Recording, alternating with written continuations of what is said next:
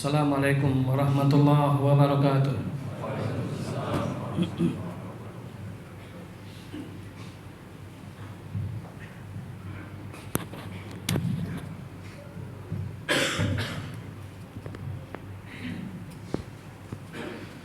Allahu Akbar, Allahu Akbar.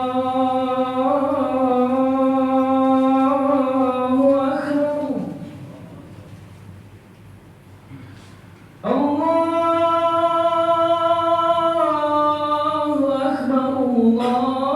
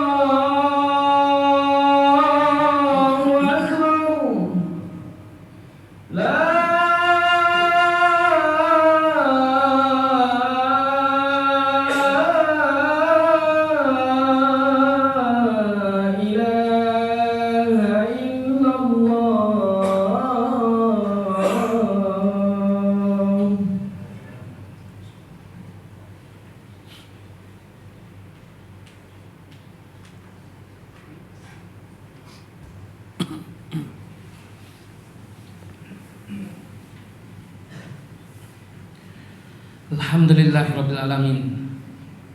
Wassalatu wassalamu ala asyrafil anbiya'i wal mursalin. Muhammadi wa ala alihi wa ashabihi wa man tabi'ahum bi ihsanin ila yaumiddin. Qala Allah Ta'ala, ya ayyuhalladzina amanu taqullaha haqqa tuqatih wa la tamutunna illa wa antum muslimun. Allahumma salli ala Muhammad wa ala alihi wa ashabihi ajma'in. Amma ba'd.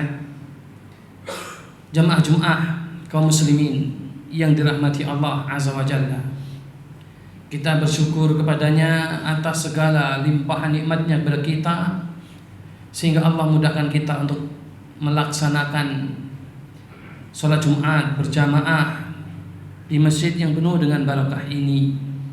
Salawat dan salam kita tujukan kepada Nabi kita Muhammad sallallahu alaihi wasallam dengan menjaga sunnah-sunnahnya, menegakkan syariat-syariatnya, menjauhi setiap hal yang dilarang dan dibencinya, agar kita termasuk orang yang mendapatkan syafaatnya di hari kiamat nanti. Kemudian pada kesempatan yang singkat ini, mari kita memahami pelajaran-pelajaran yang berada di balik hadis yang diriwayatkan oleh Imam Muslim rahimahullahu ta'ala dari Abu Hurairah radhiyallahu ta'ala anhu. Beliau mengatakan, lamma nazalat ala Rasulillah sallallahu alaihi wasallam, tatkala turun ayat kepada Rasulullah sallallahu alaihi wasallam, lillahi ma fis samawati wa ma fil ard, hanya milik Allah Azza wa Jalla saja setiap apa yang ada di langit dan apa yang ada di bumi ini.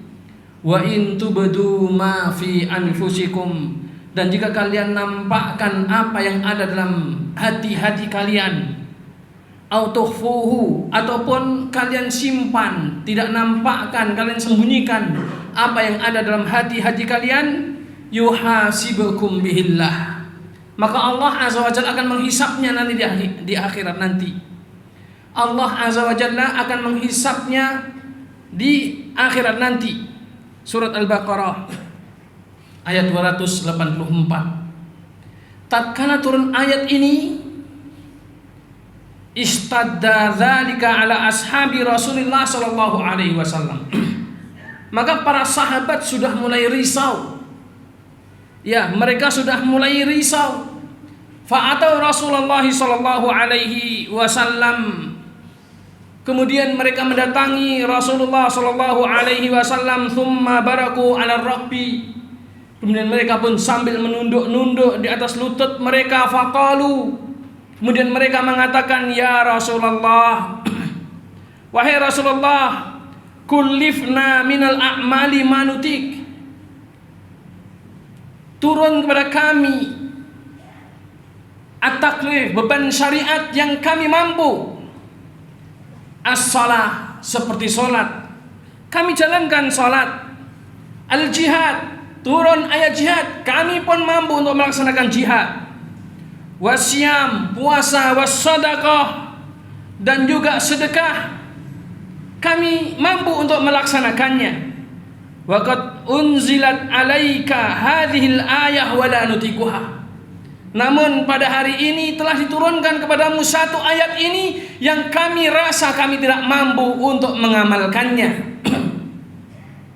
Para sahabat radhiyallahu taala anhum, mereka merasa risau tatkala turun surat Al-Baqarah ayat 284 ini. Kemudian mereka mendatangi Rasulullah sallallahu alaihi wasallam menyampaikan akan hal ini. Begitu berat konsekuensi dari surat Al-Baqarah ayat 284 ini, sampai mereka mengatakan wala nutikuha, dan kami tidak mampu untuk mengamalkannya. Lebih berat dibanding dengan syariat jihad yang resikonya adalah nyawa-nyawa mereka. Faqala Rasulullah sallallahu alaihi wasallam, kemudian Rasulullah sallallahu alaihi wasallam menjawab, aturiduna an taqulu kama qala ahlul kitabaini min qablikum sami'na wa asaina. Ketika Rasulullah SAW mendengarkan keluhan para sahabat ini, maka Rasulullah SAW kemudian mengatakan, apakah kalian ingin seperti dua ahli kitab sebelum kalian, al-Yahudi wan Nasara, ketika mereka mengatakan sami'na wa asaina, kami mendengar namun kami tidak mentaatinya. Bal qulu, namun katakan, kata Rasulullah SAW, sami'na wa ata'na, kami mendengar dan kami taat. Ghufranaka, kami berharap ampunanmu ya Allah. Rabbana wa ilaikal masir, wahai Rabb kami, hanya kepadamu lah kami dikembalikan. Falamma iktara'ahal kaum, maka tatkala orang-orang pada saat itu selalu mengulang-ulang tentang masalah ini, yang mereka merasa risau dengan turunnya ayat ini, wa dhalat biha alsinatuhum, dan lisan-lisan mereka pun basah dengan masalah ini. Akhirnya Allah Subhanahu wa taala turunkan ayat surat Al-Baqarah setelahnya, amanar rasulu bima unzila ilaihi min rabbih. Para rasul beriman dengan setiap apa yang diturunkan kepadanya dari Rabbnya, wal mu'minun, begitu juga orang-orang yang beriman. Kullun amana billah, semua beriman kepada Allah, wa malaikati, dan juga malaikat-malaikatnya, wa kutubi, dan kitab-kitabnya, wa rasulihi, dan juga rasul-rasulnya, la nufarriqu baina ahadim min rusulih, dan kami tidak membedakan salah seorang pun di antara para rasulnya. Wa qalu, kemudian mereka mengatakan sami'na, kami beriman, wa ata'na, kami pun taat mentaatinya. Ghufranaka, hanyalah ampunanmu ya Rabb, Rabbana, wahai Rabb kami, wa ilaikal masir, dan kepadamulah kami dikembalikan. Jamaah Jum'ah yang dirahmati Allah Subhanahu wa ta'ala, hadis ini menunjukkan bahwasanya para sahabat, generasi sahabatlah orang yang sangat faham dengan masalah agama ini. Kita tak faham, bisa jadi orang-orang zaman sekarang tak faham apa maksud dari ayat ini, yang bunyinya milik Allah lah yang ada di langit dan ada di bumi. Dan jika kalian nampakkan apa yang ada dalam hati kalian, ataupun kalian sembunyikan apa yang ada di hati kalian, maka itu semuanya akan dihisab oleh Allah Azza wa Jalla di hari kiamat nanti. Mungkin ketika lewat ayat ini dalam diri kita, kita merasa biasa saja. Bahkan mungkin kita akan lebih berat ketika mendengarkan ayat-ayat perintah salat, perintah zakat, perintah sedekah, apalagi perintah jihad. Mungkin kita akan lebih menganggap itu adalah satu hal yang sangat besar dibanding dengan ayat yang tadi.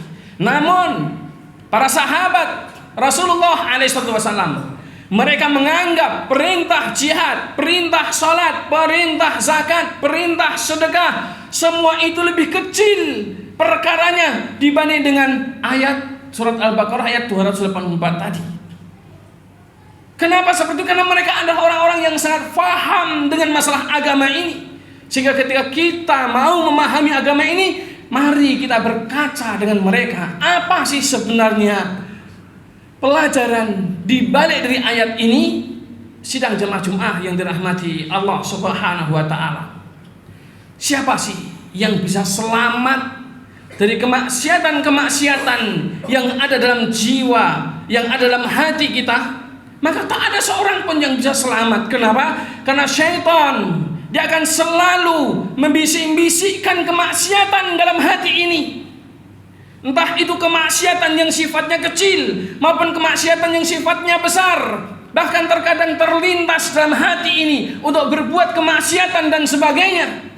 Siapa yang selamat dari ini? Dan jika itu semuanya akan dihisab oleh Allah Azza wa Jalla di hari kiamat nanti, lantas siapa yang bisa selamat dari ini semuanya? Maka tak ada orang yang bisa selamat dari ini semuanya.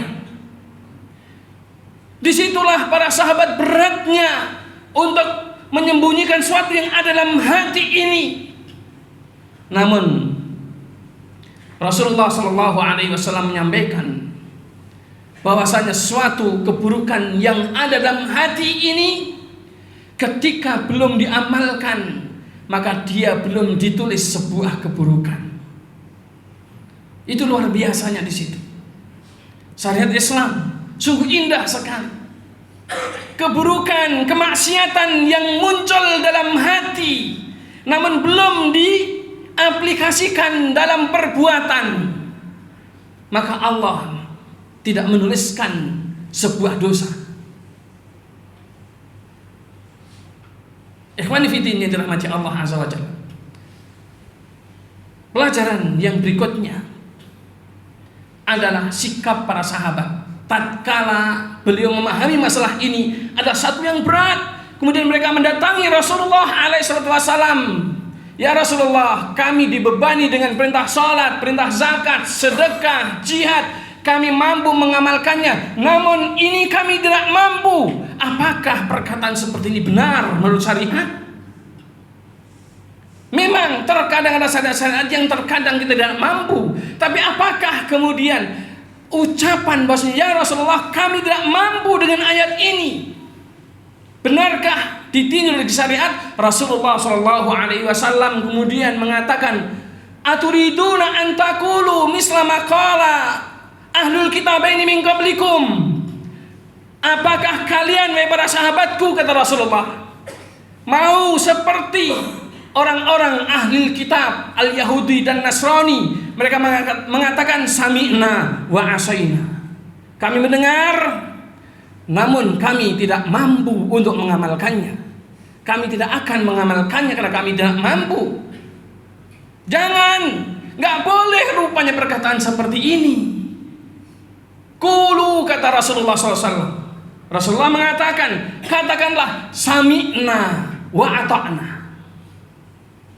Kami mendengar dan kami taat. Ini kunci yang pertama kali yang harus diucapkan oleh seorang muslim yang beriman kepada Allah Azza wa Jalla. Semua hukum Allah Azza wa Jalla, semua perintah Allah dan Rasulnya, apapun itu, seorang muslim yang beriman kepada Allah tak layak untuk menolaknya. Lantas bagaimanakah tatkala kita tidak mampu sebagian syariat-syariat yang telah Allah turunkan? Maka tetap katakanlah sami'na wa ata'na. Kami mendengar, kami taat adapun dalam menjalankan ketaatan kepada Allah Azza wa Jalla. Allah Subhanahu wa taala berfirman, fattaqullaha mastata'tum. Bertakwalah kalian kepada Allah Azza wa Jalla semampu kalian. Yang tidak mampu, yang belum mampu diamalkan, maka ucapkanlah ghufranaka rabbana wa ilaikal masir. Hanyalah ampunanmu ya Allah kami berharap atas syariat-syariat yang kami tidak mampu, belum mampu untuk mengamalkannya. Dan hanya kepadamu lah kami akan dikembalikan. Jadi kita banyak istighfar, mohon ampunan kepada Allah Subhanahu wa taala atas syariat-syariat yang mungkin kita belum mampu untuk mengamalkannya. Dan berapa banyak syariat-syariat yang terkadang kita belum mampu untuk mengamalkannya, namun kita tidak boleh menolaknya. Kita tetap mendengarkannya dan kita tetap mentaatinya. Ketika kita mampu, kita amalkan apapun itu syariat yang turun dari Allah Subhanahu wa taala kepada Rasulnya. Sidang jemaah yang dirahmati Allah Subhanahu wa taala. Ini adalah syariat agar kita patuh dan tunduk kepada hukum Allah Azza wa Jalla tanpa ada alasan sedikit pun. Makanya tidak layak seorang muslim ketika sudah mengetahui bahwasanya itu merupakan sebuah kebenaran, kemudian dia tinggalkan, tidak dia amalkan hanya karena atau tidak karena alasan-alasan yang disyariatkan oleh Allah Subhanahu wa taala. Kecuali dia katakan saya belum mampu. Itu akan lebih ringan dibanding dengan ini tidak cocok di Indonesia. Ini tidak cocok dengan adat kita dan sebagainya. Sidang jamaah Jumat yang dirahmati Allah Subhanahu wa taala. Dalam hadis ini juga menunjukkan agar kita banyak-banyak beristighfar kepada Allah Azza wa Jalla atas kekurangan-kekurangan kita dalam menjalankan syariat-syariat yang Allah Azza wa Jalla turunkan, baik dalam Al-Quran maupun hadis-hadis Rasulullah alaihi salatu wassalam. Maka dari itu, mari kita perbanyak istighfar agar Allah Azza wa Jalla ampuni kita. Barakallahu lakum fil Qur'an azim wa nafa'ani wa iyyakum bima fihi min ayati wa dzikril hakim. Taqabbalallahu minna wa minkum tilawatahu wastaghfiruhu innahu huwal ghafurur rahim.